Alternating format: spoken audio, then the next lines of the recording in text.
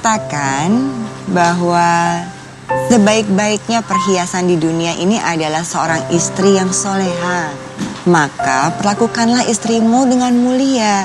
Begitu katanya. Tapi apa yang terjadi dengan Ibu Pipit di sini? Yang mempunyai seorang suami, meminta izin untuk berpoligami berkali-kali, namun akhirnya berselingkuh juga. Bagaimana ceritanya Bu Pipit? Pada awalnya saya menikah tidak diizinkan oleh orang tua. Dengan latar belakang sebenarnya orang tua itu beda agama. Tapi semenjak saya di SMA, suami saya menyarankan saya untuk bisa memilih agama yang agama Islam gitu.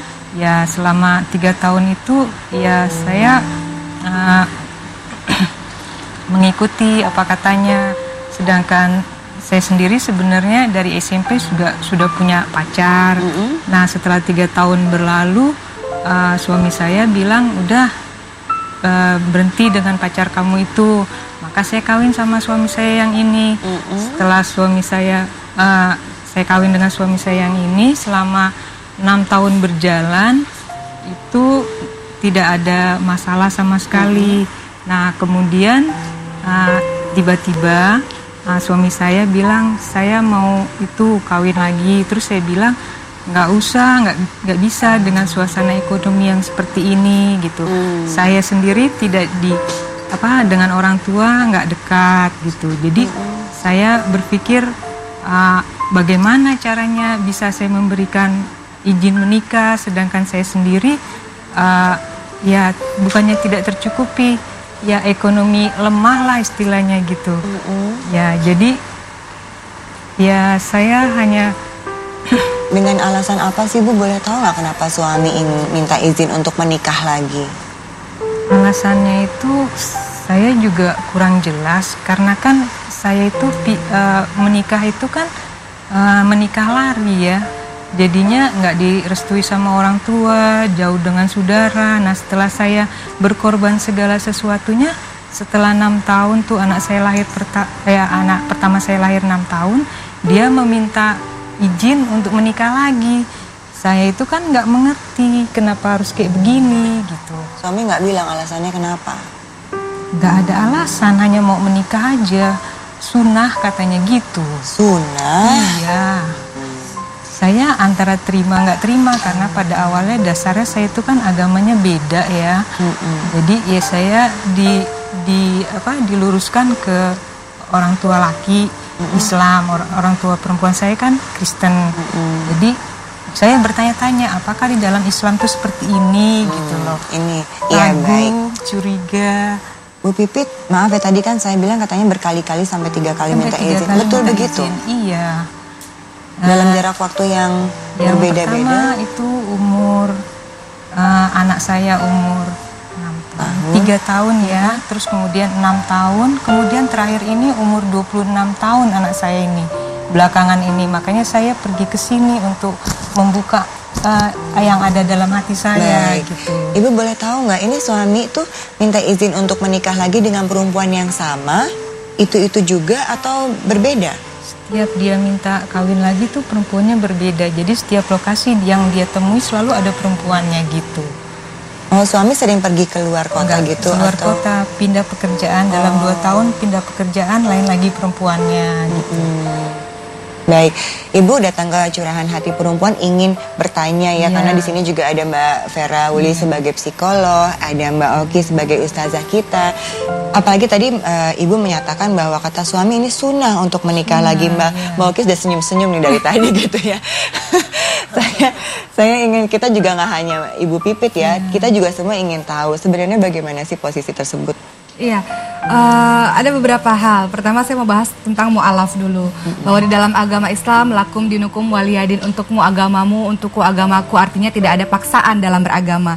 Kalau mau memilih agama tertentu, dalam hal ini misalnya mau memilih agama Islam, ya silahkan. Dengan keriduan hatinya, lillah, karena Allah. Kalau enggak juga silahkan menurut agamanya masing-masing. Jadi tidak ada paksaan yang pertama. Kemudian kedua, untuk memperlakukan mu'alaf. Mu'alaf ini adalah orang yang baru berhijrah yang dosanya bersih sama sekali. Ketika menuju ke jalannya Allah bersih, tidak ada dosa. Namun ia perlu dibimbing. Ia kan tidak tahu apa-apa, perlu dibimbing. Dalam hal ini suami yang harus membimbing. Kemudian suami kan qawwamnya pemimpin. Kemudian ada ustadz, ada ustadzah yang harusnya membimbing, mengajari banyak hal. Jangankan mu'alaf, orang Islam yang dari kecil aja kadang harus belajar terus tentang Islam. Apalagi mu'alaf yang baru memasuki Islam. Jadi harus ada bimbingan. Ini yang menarik masalah poligami tadi. Poligami, banyak orang mengatakan ini kan sunnah, aku mau mengerjakan yang sunnah. Poligami tidak sunnah loh Bu. Poligami itu dibolehkan, bukan sunnah. Sunnah itu artinya dianjurkan, utama kalau dilakukan. Tidak, poligami dibolehkan, namun juga tidak diharamkan. Tapi bukan sunnah hukumnya. Kalau misalnya mau poligami, silahkan saja kalau dia mampu berlaku adil. Di surat An-Nisa ayat 3 kita sudah berulang-ulang seringkali mengucapkan 2, 3, 4 boleh, tapi pilih satu kalau kamu tidak bisa berlaku adil. Dan adil dalam hal ini adil dalam pembagian hari, adil dalam nafkah, adil dalam berlibur. Kecuali tidak bisa adil dalam hal cinta, perasaan. Karena itu pemberian dari Allah. Sang suami nggak bisa bilang aku adil kok, aku cinta kamu sama cintaku sama cinta dia, nggak bisa. Karena itu perasaan, yang ngasih adalah Allah. Tapi kalau dia bisa berlaku adil, silahkan. Masalahnya banyak praktik poligami salah dilakukan oleh orang-orang, sehingga orang-orang berpikiran poligami itu negatif. Kenapa? Karena dia mempraktikannya secara salah. Dan ini nggak ada sembarangan, hanya orang-orang tertentu yang bisa melakukan itu. Baik, nah ini Mbak Vera ya, tadi pilihannya gini, tidak mengizinkan suami poligami juga karena salah satunya alasan ekonomi ya. Gak bisa berbagi ini aja sudah sulit, apalagi ibu sendiri karena jauh dari keluarga. Jadi saya terbayang nih betapa bingungnya Ibu Pipit saat ini ya. Apakah di dalam Islam seperti ini gitu. Tadi sudah dijelaskan sama Satu pertanyaan deh, ini Mbak Maudi kita berikan kepada Bu Pipit ya. Bu, dulu masuk agama Islam itu atas arahan siapa ya? Sebenarnya Mami masuk agama Islam, tapi itu prakteknya sehari-hari itu masih Ya condong betul, ke sehingga Kristen. ketika ketemu dengan pasangan Anda, saya seperti bertemu dengan seorang malaikat gitu ya. Kok begini ya Islam, jadi kan kayaknya takjub banget gitu. kemudian Nah, dia setelah- membawa Anda. saya dibawa setelah 6 tahun bertahun, kok 6 tahun berlalu kenapa saya mendapatkan hal yang demikian, kaget lagi seperti mendapat benturan Itu dia gitu. Mbak Maudi. Jadi polanya udah ada gitu loh. Jadi kalau kita punya pasangan, perhatikan pola pasangan Anda. Yang pertama pola pekerjaan. Berhati-hatilah dengan laki-laki yang pekerjaannya berpindah-pindah karena ada indikasi dia punya masalah secara emosional yang dia nggak bisa tanganin. Dia punya masalah dalam bertanggung jawab. Itu sebabnya orang yang berpindah-pindah pekerjaan dalam 1 tahun, dalam 2 tahun, pindah lagi. Riwayat pekerjaan pasangan perlu. Selain melihat riwayat pasangan sebelumnya. Oke, riwayat dia berhubungan sebelumnya itu penting selain riwayat pekerjaannya. Nah, satu lagi berikutnya, udah pindah-pindah pekerjaan. Kemudian yang kedua, ya, dia meminta Anda untuk masuk ke agamanya dia. Artinya apa? Dia adalah orang yang selalu ingin dimenangkan nih secara emosional. Ingat, relasi kita ketika berpasangan itu seimbang, equal istilahnya. Jadi dia dan Anda adalah sama, komunikasi sama, saling respect satu sama lain. Nah, dia mengajak Anda, artinya bagaimana penghayatan pasangan terhadap agama Anda. Itu yang kedua. Yang ketiga, tiba-tiba punya niat lagi nih untuk punya pasangan lain di luar Anda. Itu totally disrespect pasangan. Disrespect maksudnya Anda betul-betul tidak menghargai pasangan Anda dan tidak menganggap hubungannya setara. Saya khawatir sekali. Ini adalah pola pasangan yang memang dari awal sudah kelihatan tidak bertanggung jawab. Gitu Mbak Maudi. Aduh maaf Mbak Pipit ya. Mesti mengatakan ini gitu loh. Tadi malah saya mau tanya deh, kan tadi katanya datang ke sini itu dalam kebingungan gitu. Apakah memang dalam agama Islam itu seperti ini gitu? Sebelumnya pernah tanya sama Ustadz, sama siapa yang lain? Guru agama lain? Belum pernah? Belum ya. Baik, nanti kita akan lanjutkan lagi bagaimana kisah dari Bu Pipit dengan kondisi saat ini ternyata suami ketahuan berselingkuh gitu ya. Nanti kita akan segera lanjutkan lagi dalam curahan hati perempuan.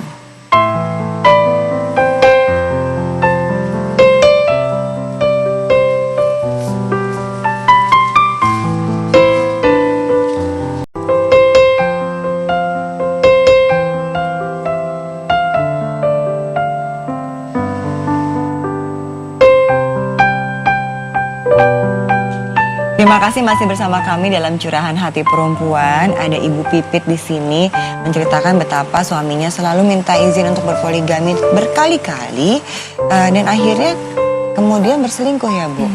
Nih, saya ingin tahu deh Bu, waktu Ibu bilang suami minta izin untuk berpoligami kan Ibu tidak mengizinkan. Tidak mengizinkan. Terus suami bisa menerima gitu, oh ya udah deh saya nggak nikah gitu atau gimana Bu? Dia diem aja, tapi melakukan sesuatu yang di luar seperti biasanya, seperti misalnya pergi itu biasanya sama saya, ini pergi sendiri. Bi mau kemana? Nggak perlu tahu katanya gitu. Nah setelah pulang itu dia SMS kan asik, nggak ada waktu buat saya sama sekali. Jadi saya terbengong-bengong, kenapa harus kayak begini? Kok dulu enggak gitu? Itu setelah 6 tahun berjalan anak saya. Tapi suami tetap sayang sama ibu, sama anak gitu. Kalau yang namanya sayang, ya sayang biasa mungkin karena dia nggak punya tempat tinggal ya, numpang ya. Jadi sayangnya hanya numpang itulah daripada dia bayar kontrakan di luar rumah. Oh, jadi sekarang tinggalnya di rumah ibu nih? Iya, mungkin karena itu gitu kali. Tapi suami nggak pernah kasar ke anak-anak? Iya, pernah sama anak saya yang pertama itu karena dia punya keinginan mau kawin. Terus saya bilang nggak bisa dengan suasana kayak begini, kita makan dari mana dan bagaimana. Lantas dia diam aja, sepertinya sih dia mengurungkan diri, mengurungkan niatnya. Tapi saya nggak mau tahu dia mau kawin kayak mau apa, pokoknya dia ada di sini. Terus dia kasih nafkah, itu aja kan cukup gitu. Oh, ibu hanya meminta bahwa suami yang penting pulang ke rumah membawa uang dia, gitu. Iya. Nanti suami keluar, ibu nggak mau tahu gitu, ibu tutup mata, tutup kuping karena gitu. Saya juga punya penyakit yang mudah drop ya. Jadi masa bodoh lah gitu. Oh. Iya. Itu sudah berjalan dari tahun ke-6 pernikahan. Iya, dari 6 tahun pernikahan. Terus kesininya setelah 13 tahun, terakhir kemarin umur 26 tahun dia utarakan lagi, saya mau menikah. Loh, Bi, gimana keadaan kita kayak gini? Emang salah? Itu kan sunnah katanya, mau 2 kali, 3 kali, 4 kali, tapi keuangan gimana? Biarin. Jadi dia seperti kawin sama saya nggak bawa apa-apa, kawin sama orang yang sudah bekerja gitu. Oh. Jadi orang lain lah yang membiayai dia. Lah saya mau minta sama orang lain kan nggak mungkin kan? Perempuan, saya mau minta sama perempuan itu kan nggak mungkin kan? Gitu maksud saya. Ibu kan datang ke sini ingin cerita ya Iya. Bu ya. Ini kan ibu sudah cerita. Iya. Ibu ada yang ingin disampaikan sama suami kah atau sama keluarga? Tadi kan ibu bilang karena kalau berpisah saya tuh sendiri ya ibu ya, Iya. katanya keluarga sama keluarga jauh gitu ya, Iya. karena waktu itu ibu menikah diambil sama suami. Iya. Ada yang ingin disampaikan ke keluarga kah atau ke suami kah? Saya ingin menyampaikan kepada suami ya, ya saya berharap perhatikanlah anak-anak, walaupun bagaimana keadaannya, saya tetap ingin menjaga keluarga ini ya dengan tanggung jawab suami, kasih sayang suami seperti pada awalnya dahulu. Saya tidak menginginkan di akhir hayat saya tuh kejadiannya seperti ini, menyakitkan sekali. Itu yang saya harapkan dari suami. Baik. Mbak Vera nih kalau posisi suaminya seperti ini ya, masih bisa diajak ngobrol nggak sih Mbak? Aduh. Bicara dengan baik-baik seperti Ini apa ya. yang ingin disampaikan sama Seandainya dia Bu Pipit. mendengarkan betapa menyakitkan perasaan istrinya, perlakuan pasangan terhadap istri gitu loh ya. Tapi sayangnya saya khawatir Ya. Anda adalah kekasih yang nggak dianggap gitu loh. Iya. Dari awal karena Di yang antaranya. dianggap oleh dia adalah finansialnya. Keluarga Anda Iya. memiliki lebih daripada Lebih dia daripada secara dia. finansial. Itu yang Saat saya ini rasakan. dia numpang sama Numpang. orang tua Anda hidupnya dan Andaikan bersama dia punya Anda. duit, mungkin dia akan pergi. Itu maksudnya. Jadi dari awal hati-hati ya perempuan ya, nggak cuma perempuan yang sering dianggap matre, laki-laki matre juga banyak di luar sana. Laki-laki yang berorientasi hidupnya pada materi. Jadi cintanya karena ada materinya. Ketika materi ini kalah dengan materi perempuan lain di luar sana dengan materi yang lebih, cintanya pada Anda pun akan berpindah ke perempuan dan mungkin bisa pindah lagi. Ini ciri laki-laki yang tadi Mbak Maudi immature, tidak matang secara emosional yang ketahuan tadi pindah-pindah pekerjaannya tadi. Kemudian yang kedua, nggak mampu disrespect love, cinta. Dia nggak mampu menghargai cinta, nggak mampu melihat situasi-situasi bahwa kita itu pasti bang, kita mencintai satu sama lain. Jadi alasan dia untuk punya pasangan adalah biar hidupnya aman, damai, sentosa, secure secara ekonomi, secara finansial. Laki-laki kayak begini banyak, meski menyakitkan Bu, pikir lagi deh. Maaf untuk dikatakan begini, ini berat Mbak. Ini Mbak Maudi. Vera sudah berapi-api loh Bu menjelaskannya. Maaf sekali untuk mengatakan ini. Kalau emang ibu ingin suami balik lagi ke ibu gitu dengan kondisi bahwa ibu sudah mengerti bahwa suami hanya ingin memanfaatkan ini ibu. Aduh, saya minta maaf ya Bu ya. Turut prihatin ya Bu. Maaf ya Bu. Ini dikeluarkan aja Bu. Nanti nggak apa-apa. Mbak Oki mungkin bisa sedikit menghibur Mbak Oki. Baik, ini pembahasan yang menarik karena kita membahas tentang poligami yang tidak ada habisnya.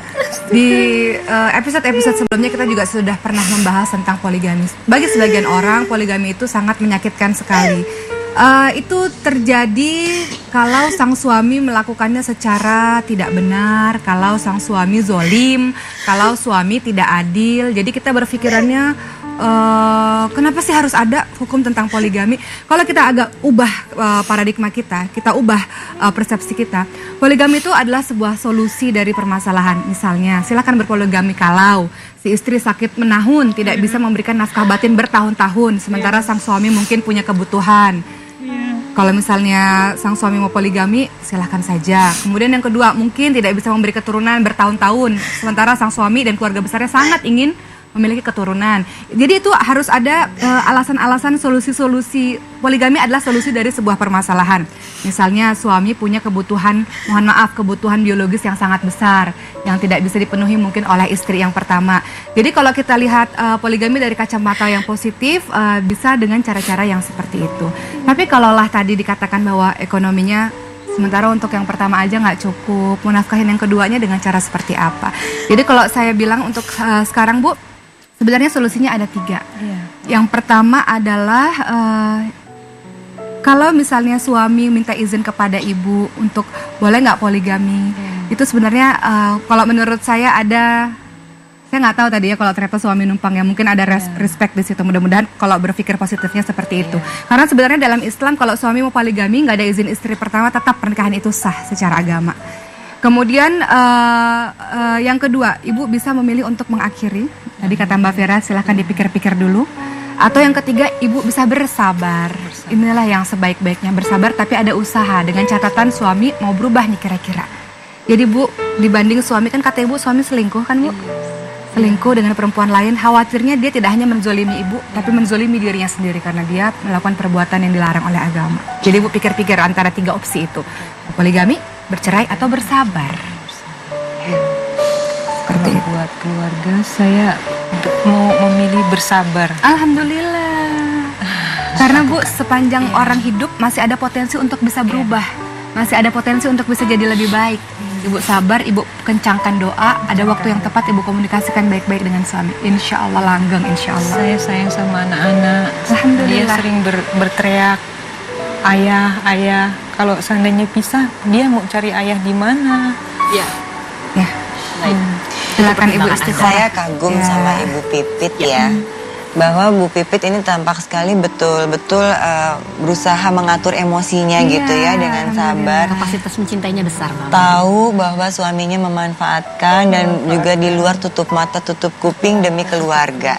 Kami berharap Ibu Pipit bisa mempertimbangkan apa yang terbaik buat Ibu. Kalau memang sabar adalah yang dipilih oleh Ibu, kami mendoakan kesabaran yang baik buat Ibu untuk menjalankan sampai akhir ya Bu ya.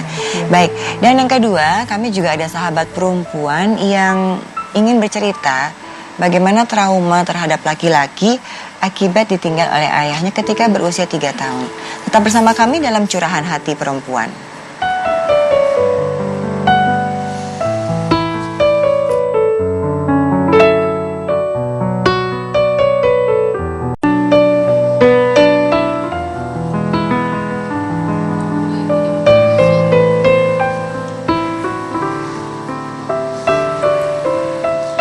Di tengah-tengah kita sudah ada sahabat perempuan yang kedua, namanya Mbak Aci, yang bercerita bahwa mempunyai trauma untuk bisa mempunyai hubungan yang baik dengan laki-laki karena waktu masih balita ditinggal pergi sama ayah kandung. Iya. Gimana coba ceritanya? Jadi saya dapat ceritanya sih dari ibu saya, katanya dulu pas saya umur 3 tahun itu saya ditinggal sama ayah saya. Dia ninggalin gitu aja, nggak tahu kemana.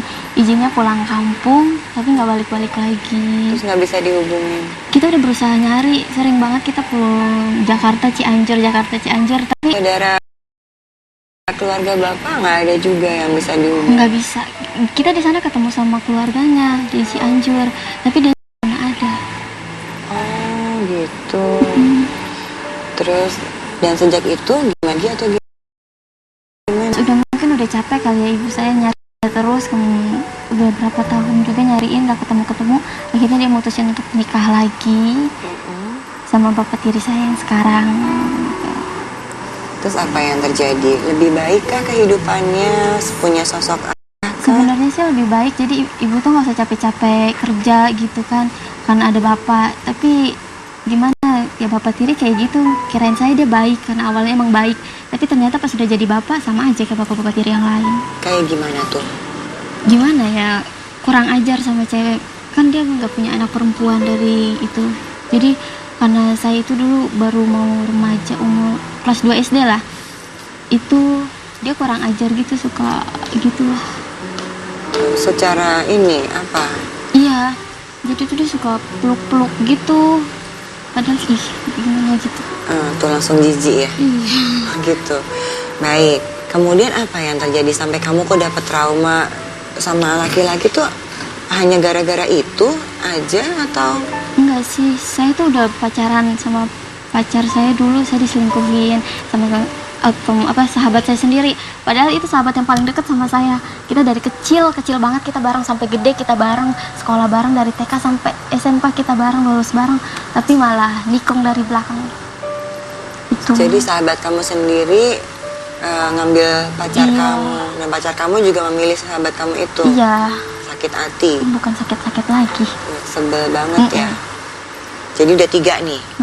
Ayah kandung pergi, ayah tiri ngegodain terus, kurang ajar, dan pacar kamu selingkuh sama sahabat sendiri, bikin sakit hati. Terus kamu setelah itu sempat mencoba untuk memulai hubungan baru lagi nggak? Sempat, cuma gitu cowoknya itu apa ya, cuma mau enaknya doang gitu, kayak maunya cuma seksnya doang gitu loh Bu. Dia kayak cintanya itu nggak ada, jadi cuma buat itu aja gitu. Kamu ketemu di mana sih sama Saya itu pacar-pacar? dikenalin pertamanya sama sepupu-sepupu saya, dikenalin katanya baik gitu, tapi ternyata malah kayak gitu. Terus sekarang kamu kan kirim email ya ke CHP kan, ingin cerita gitu ya. Iya. Apa yang diinginkan sama kamu sebenarnya? Enggak sih, saya nggak kepengen apa-apa, cuma kepengen curhat aja, gimana ya, kesel aja di hati gitu. Dari dulu saya pengen ngomong sama emak kenapa kayak gini gitu, tapi nggak bisa gitu. Iya, ini bisa dibayangin ya, kan Aci sekarang usianya masih 19 tahun, masih muda sekali. Ditinggal ayah kandung, ayah tirinya tidak memberikan figur ayah yang baik ya, yang laki-laki yang baik. Kirain udah cinta, udah punya pacar, pacarnya menyakiti. Ada lagi lah pria, tapi dianya bukan suatu sebagai hubungan yang kasih sayang ya Mbak Vera, tapi hanya memanfaatkan hal tersebut. Gimana nih Mbak Vera? Berat ya. Kalau anak perempuannya secantik ini. Cantik loh. Dan menarik gitu ya. Jadi kalau tadi dibuka topengnya, seandainya pemirsa tahu orangnya cantik, giginya rapi ya. Semuanya deh. Jadi memang di usia 19 tahun adalah periode ini Mbak Maudy. Anak-anak paham betul tentang dunia dari kacamata yang lebih objektif, memahami diri dan dunianya, sebetulnya begitu. Sayangnya ketika dunianya ini selalu dilanda trauma, kita urutin ya, trauma yang paling akhir. Punya pacar, pacarnya justru jatuh cinta sama sahabat sendiri yang dari kecil loh sahabatnya, seolah-olah sahabat nelikung dari belakang. Bukan nelikung, gini loh, ketika Anda bersahabat dengan seorang perempuan, artinya Anda punya karakter, kepribadian yang serupa dan mirip. Itu sebab Anda berpotensi untuk naksir laki-laki yang sama. Jadi jangan sedih semua sahabat perempuan dimanapun berada, terutama yang ABG gitu loh ya. Kalau Anda punya sahabat perempuan yang kekal hubungan persahabatannya, jangan sedih kalau nanti Anda naksirnya laki-laki yang sama. Karena berpotensi memang dengan karakter kepribadian yang mirip tadi. Jadi bukan sahabatnya nelikung, jangan-jangan sahabat Anda pun sekarang merana sebetulnya perasaannya. Enggak. Ya, kita nggak tahu memang karena kita nggak pernah tahu. Bukan cuma Anda yang merana, sahabat Anda pun pastinya merana, namun kan nggak pernah terbuka tentang ini. Kenapa nggak mencoba kembali berhubungan dengan sahabat Anda? Saya berhubungan baik soalnya pas abis itu dia minta maaf sama saya. Nah, itu maksud saya. Dia yang nangis-nangis sendiri, padahal mah kata saya ya udah nggak apa-apa, jagain aja gitu. Itu dia merana. Yang kedua, Bapak Tiri. Ya, Bapak Tiri ini punya anak perempuan nggak sih sebetulnya? Nggak pernah. Nggak pernah punya anak, tiba-tiba punya anak perempuan, cantik, kece. Antara fatherhood, jadi perasaan kebapaan, dengan perasaan sayang laki-laki ke perempuan, dia sendiri pun jangan-jangan dalam konflik gitu loh. Makanya sering banget meluk, tapi meluknya bingung nih, meluk sayang, cinta ke anak atau perempuan ke laki-laki ke perempuan gitu loh. Itu yang kedua. Yang ketiga, ayah kandung Anda. Ketika ayah kandung Anda pergi, Nak, ya, tanpa alasan, hubungan dia dengan ibu Anda kemudian dia tinggalkan begitu saja, dia pasti punya alasan tersendiri, ya, yang kita nggak pernah tahu apa, bahkan dia aja nggak mampu menjelaskan, maafkan gitu loh. Itu Mbak Maudi. Iya, kita juga belum tahu ya alasan-alasan apa, tapi tentunya sangat kuat ya. Ini di luar juga kalau misalnya ternyata dia diculik atau apa di luar kekuasaan dia gitu misalnya ya, saya juga nggak tahu. Mbak Oki gimana nih, ada masukan nggak? Iya, ada beberapa masukan yang saya pikir agak panjang Mbak Modi, jadi mungkin nanti aja kali daripada khawatir ini. Nanti ya, kita akan dengarkan Mbak Oki setelah pesan-pesan berikut dan tetaplah bersama kami dalam Curahan Hati Perempuan.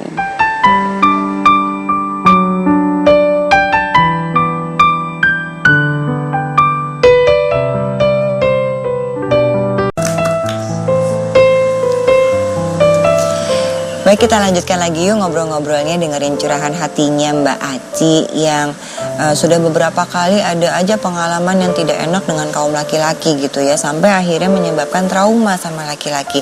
Tapi kita belum jelas nih yang dimaksud sama Mbak Aci, traumanya tuh seperti apa gitu. Traumanya ya takut aja kalau kita menjalin hubungan lagi sama pria gitu, disakitin lagi gitu, diulang kayak kemarin-kemarin, takutnya kayak gitu aja. Jadi sekarang punya teman-teman laki-laki nggak? Kalau teman laki-laki paling teman-teman kerja aja, kalau di luarnya enggak sih, saya lebih dekat sama yang biasa sahabat-sahabatan aja sama teman-teman saya. Jadi sekarang sahabatannya temannya sama perempuan-perempuan aja, kalau sama laki ya sekedar teman aja gitu. Tapi nggak ada ingin jalin hubungan dekat gitu, masih Ya, ada? masih ada, kepengen gitu. Kadang naksir juga tuh sama cowok gitu. Cuma kadang takut gitu, ragu gitu. Iya, tadi Mbak Oki mau menjelaskan ya Mbak. Betul. Silakan Mbak Oki. Memang ini bisa dipahami karena latar belakang yang bertubi-tubi terhadap laki-laki membuat pada akhirnya trauma tersendiri. Yang trauma ini harus disembuhkan. Karena khawatirnya berdampak yang paling ekstrim adalah khawatir, kita mengkhawatirkan dampaknya jadi lebih nyaman dengan teman-teman, sementara satu hari nanti kita tetap butuh laki-laki, kita tetap memerlukan laki-laki untuk menemani hidup kita.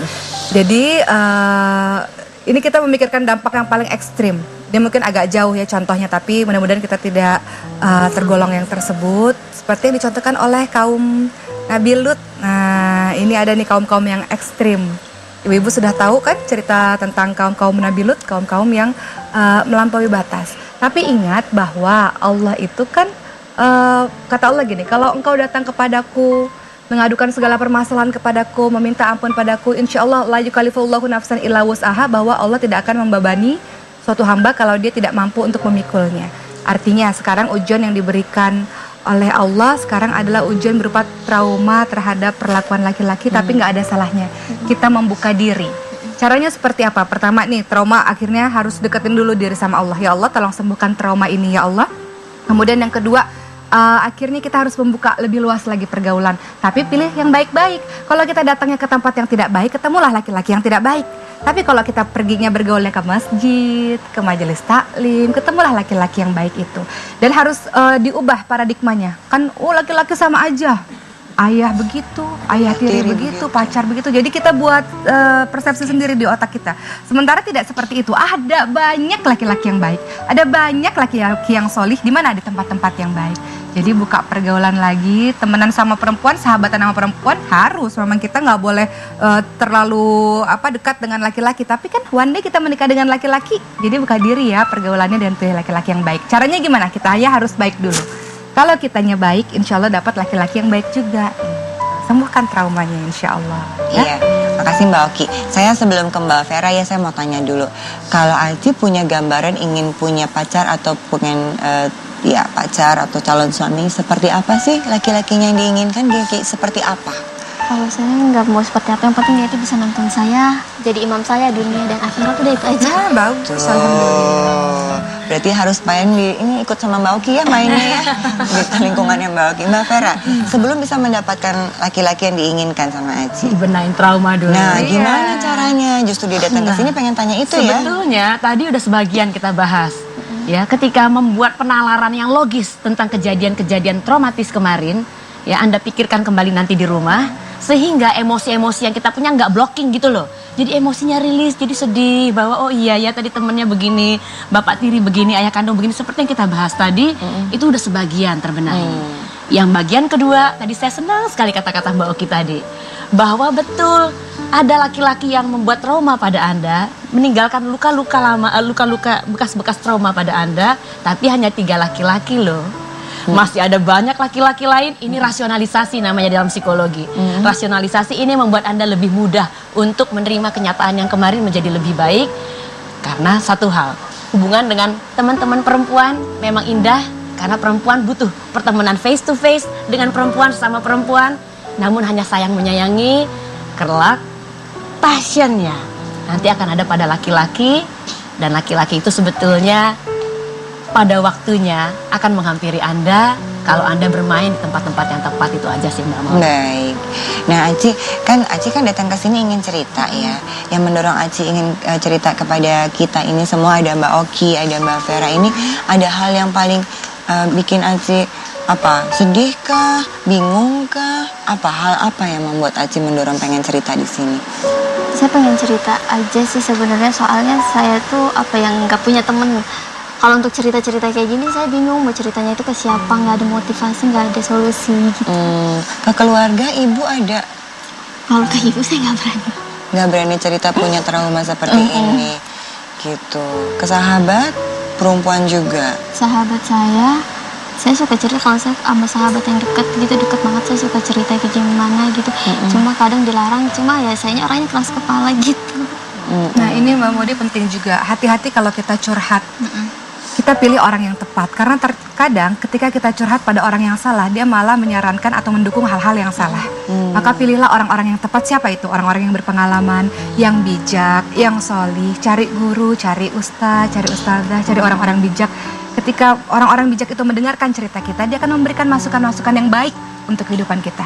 Tidak menjudge, tidak menghakimi, tapi justru menolong kita. Sebaik-baik teman adalah orang yang menolong kita. Ayo sini, sama aku yuk, ayo sini.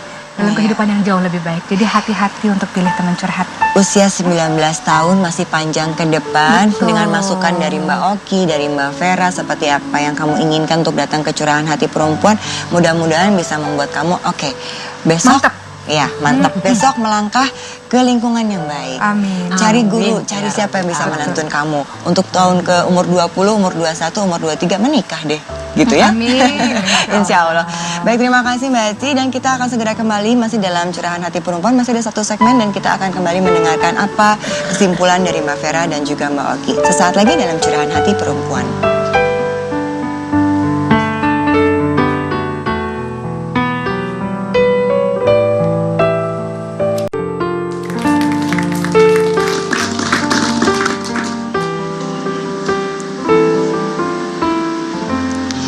Baik, ini segmen terakhir dalam Curahan Hati Perempuan pagi hari ini. Masih ada Bu Pipit dan juga ada Mbak Aci.